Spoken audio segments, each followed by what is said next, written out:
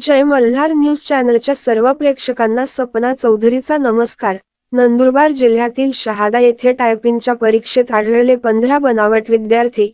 शिक्षण विभागातर्फे बनावट परीक्षा देणाऱ्या विद्यार्थ्यांवर कारवाई।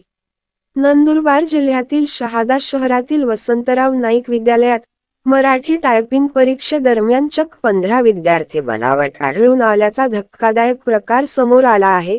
2 दिवसांपूर्वी या परीक्षा केंद्रावर होत असलेल्या परीक्षेत बनावट विद्यार्थी असल्याची गोपनीय माहिती परीक्षा परिषद पुणे यांच्यामार्फत तहसीलदार शहादा यांना मिळाली होती।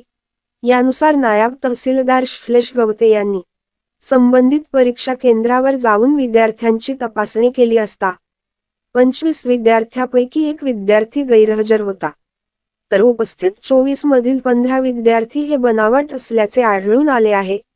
या प्रकरणी शहादा पंचायत समितीचे शिक्षण विभागातील गट शिक्षण अधिकारी यांनी संबंधित 15 बनावट विद्यार्थ्यांवर डिबारची कारवाई केली असून सदर प्रकरणाचा अहवाल परीक्षा परिषदेकडे पाठवला आहे।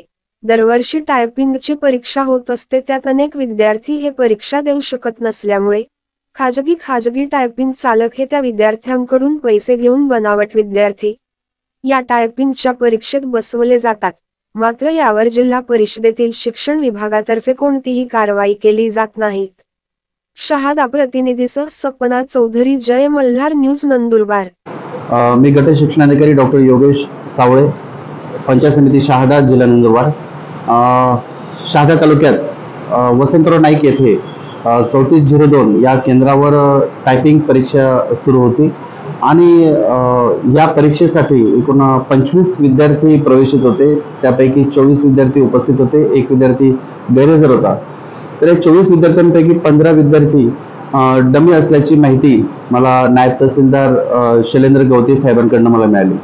तत्पूर्वी शैलेंद्र गवते साहेबांना माननीय अध्यक्ष साहेब परीक्षा परिषद पुणे यांच्याकडून एक गोपनीय माहिती मिळाली होती। त्यांनी त्यांच्या गोपनीय माहितीनुसार गवते साहेबांना पाठवलं होतं आणि त्या छाननीमध्ये 15 विद्यार्थी डमी असल्याचं आम्हाला निदर्शनास आलं।